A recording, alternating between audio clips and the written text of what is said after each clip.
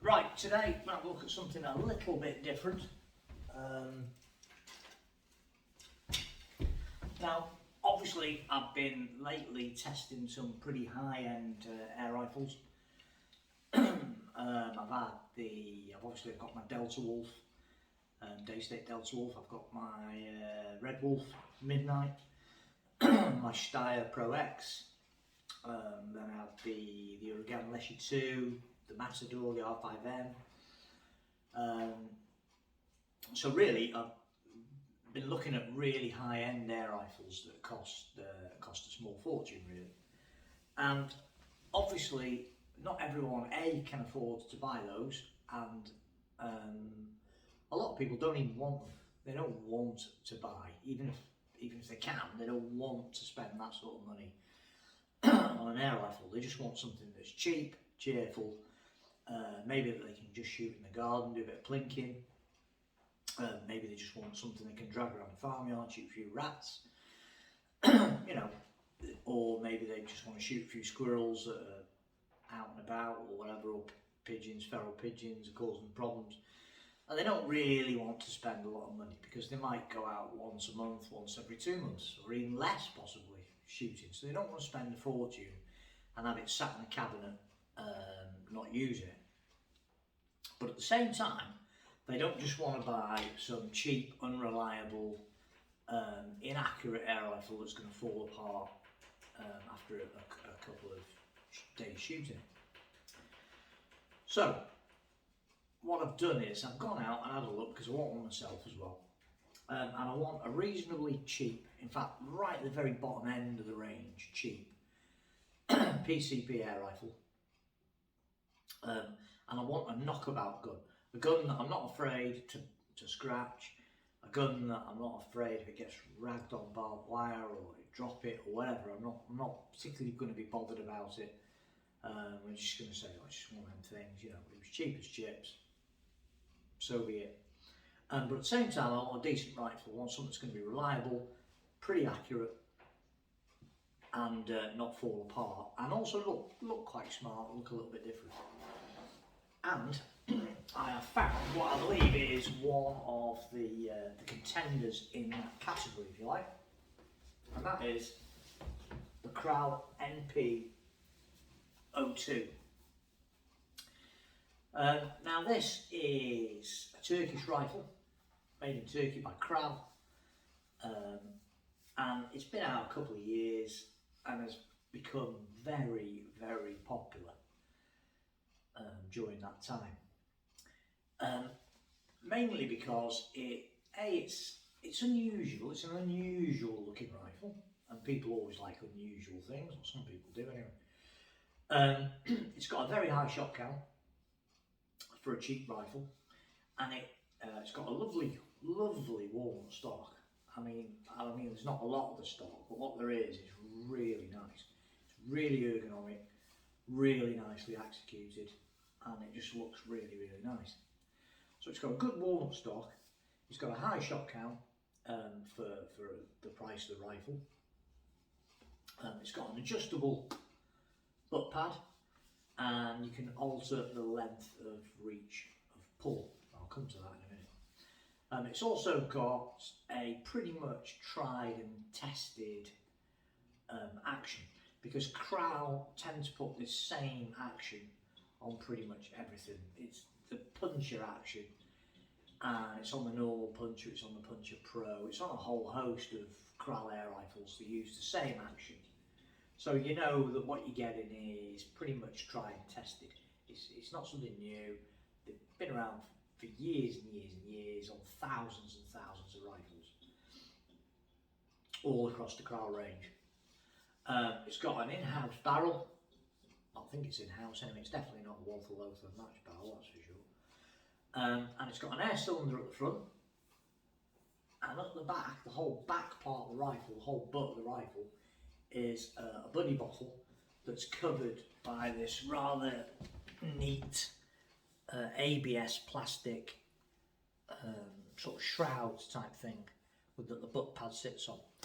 And it's all really, really nicely executed, I'll say that. For the money, for 300, well, I'll give you the price on these. These are about 350 quid, and you can get them even cheaper if you look around. This particular example is a second-hand one. I got this second-hand, but they're, you know, it's not a lot of money, under 350 quid for a rifle, because the finish is really, really nice. It really is. The ABS plastic, there's no raised seam marks on it. It's not flimsy. The adjustable butts are really clever. You just press a button, it slides up and down, release it, it locks it in place. Dead smart. It's got a really nice walnut stock with some really, really smart stippling that gives you a great grip. The stock forms an integral part of the trigger. Like I say, you get over 200 shots out of it in 2.2, which for such a cheap rifle is pretty damn good. Alright, admittedly it's not regulated, but you know, it's pretty good. Threaded barrel, UNF thread on the end, and it's got a somewhat unusual sort of scope rail. You can put Picatinny mounts on it, but you can also put the normal air rifle sort of dovetail mounts on it as well. So for what you pay, you know, you get a lot of features. You know, a lot of features, and the finish is really nice. This one's a marine example, and it's got like this sort of, I'm not sure what it is, it's like a silver Cerakote type finish to the barrel, the action, and the air cylinder. The only parts that aren't Cerakoted, that silver colour, are the buddy bottle at the back, which is obviously black, and this has got a silencer on it. So, manometer in the front, not the best of places, but there's a heck of a lot more expensive rifles still using manometers in the front. And it's got a nice little collar that twists to cover the inlet port, and it charges up with just a normal inlet, sort of push-in probe type charging, and then that spins around to hide it, which is a dead neat feature, dead simple, works really well, and it feels like it's made out of metal. It feels good quality. In fact, the whole rifle really, it gives the impression of being quite a sturdy, sort of robustly made rifle. Now it's a side lever, as you can see, and the side lever is on the left hand side, because originally, I think, if I'm right in saying this was designed as a kind of quite large pistol, and obviously when you shoot a pistol you hold it in your right hand, and it was thought that you get it on aim and then load it with your left hand, but that's not a problem that people seem to think it is, because more and more rifles now are coming out with this left hand loading type, left hand cocking. It's on the Priest, it's on the new Prophet from RTI, it's on all sorts of different rifles now. It's coming across more and more going to this sort of left-handed cocking style, so it's no problem at all. It's magazine fed.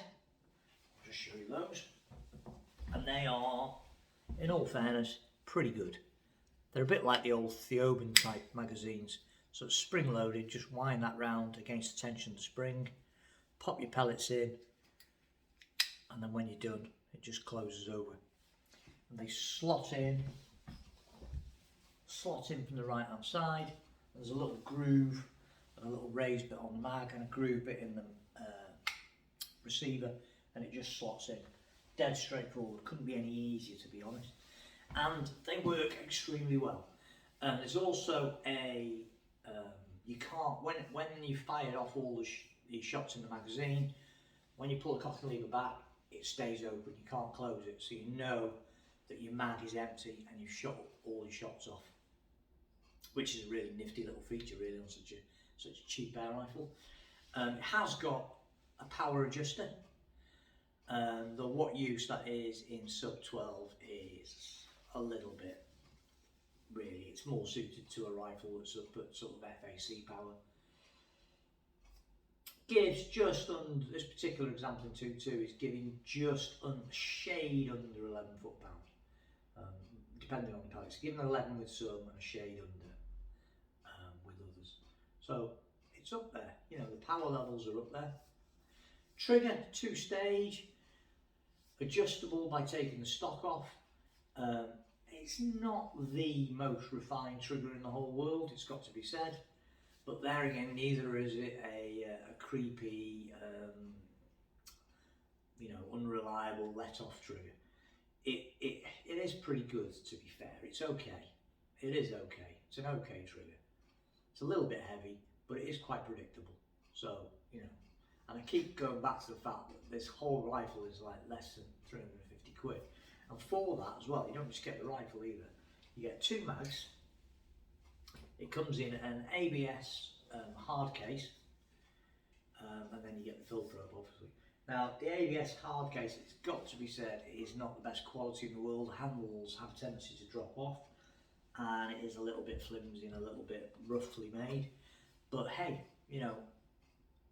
this whole package is under 350 quid, and you've got a case to keep your rifle safe in. You get a lot more expensive rifles that don't come with that sort of detail. So all in all, for your money, you're getting quite a lot of rifle. Now, when it comes to accuracy, I haven't shot this one just yet, because it's literally just arrived. My friend's got one of these that he uses for ratting, and out to sort of 35 yards, it's not bad at all. It's well within that sort of huntable accuracy. You're not going to win any HFT competitions with it, and you're not going to be printing any one-hole groups at 35, 40 yards. But it's certainly good enough to fit the sort of under the 10 pence piece test, which I tend to use as maximum hunting range. So you're looking at about 35, possibly a bit more, coming in under a 10 pence piece on it. But you're not going to get those tight, tiny one-hole groups that you get with the higher end things. But again, I repeat, 350 quid with a case, with 2 mags. 2 mags. You don't even get that with a lot of really expensive rifles. So really, it's actually pretty damn good. Now, like I say, this one's a second-hand one, and this one's had a little bit of tinkering done to it, because it's had normally they have a barrel band here, which attaches the barrel to the cylinder. Someone's took that off and made this into a free-floating barrel. Now, quite how much difference that will make on the accuracy, I don't really know. I think these are held back more by the quality of the barrel rather than the fact that it's not free-floating in the original ones. But all in all, he shot his, my mate shot his in all sorts of crappy conditions. He's dropped it into cow slurry and got it out and just sort of washed it off with a bit of water. And the thing just keeps going and going and going. It's like a pretty bomb. His is a right state. It looks disgusting. The stock's battered beyond belief. This plastic bit is got all sorts of dunks and bangs in it, but it still keeps going. The gun keeps going, and it's still performing all right. And he's still ratting away with it like a gun. To be fair. So really, safety catch, I forgot to mention safety catch. Safety catch again, quite positive. Manual safety catch. Forward for fire, back for safe, as is pretty standard. And in all fairness, when it comes upon the aim, it's easy enough to slip it onto fire. The only thing I will say about this is, because the buddy bottle's at the back, it does have quite a long reach. The length of pull is quite long. It's probably an inch longer than most rifles, or half an inch anyway, longer than most rifles. So if you've got very short, I'm quite short, but I've got very long arms, a bit like a monkey. But if you've not got particularly long arms and you are quite short, or you're a youth, then you may find the length of pull on this a little bit of a stretch. And the other thing with it is that finding you will need a scope that's quite long, really, because trying to get the right eye relief, because the length of pull's so long, the breech, the actual mechanism's quite a way away from your eye. So you may need a longer scope that overhangs at the back a little bit more than normal. So these little tiny compact scopes, you may find a bit of a problem with those. So there it is, little Kral NP O2, little Puncher MPO2, and it is actually quite a lovely little thing. It really is. It's a lovely little thing for the money. For what you're paying for one of these. It's ridiculous, really. It's right up there as being quite a tough little gun, and I actually like it a lot. I do. I like it a lot. It's a nice little rifle. I'll just show you some closer up images of it.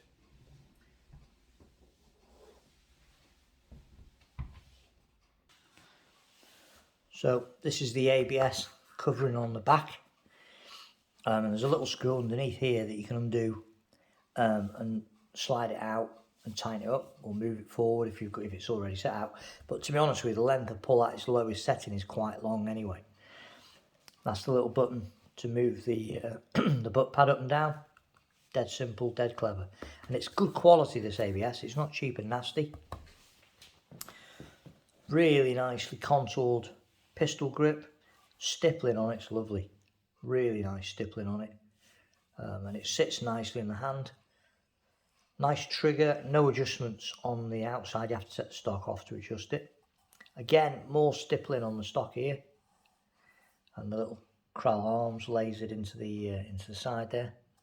Cocking lever, dead straightforward, spring loaded, and it's actually very positive. It's not the most refined cocking lever in the universe, but it works really well. There's the dual mounting system I was on about, so you can use 11mm dovetail ones or Picatinis. Air cylinder at the front. There's the little charging port, and that just twists, and that's metal. It's not plastic, it's all metal. Well, it feels like it is anyway. And a barrel, unshrouded barrel, and that's the case that it comes in with the 2 magazines. So all in all, for what you pay for that, it's a cracking little knockabout gun, really. You know, it really is. Just shows how far PCPs have come, where now you can get a rifle with all the features this has got for under 350 quid. It's a brilliant little thing. Thanks for watching. Don't forget to subscribe.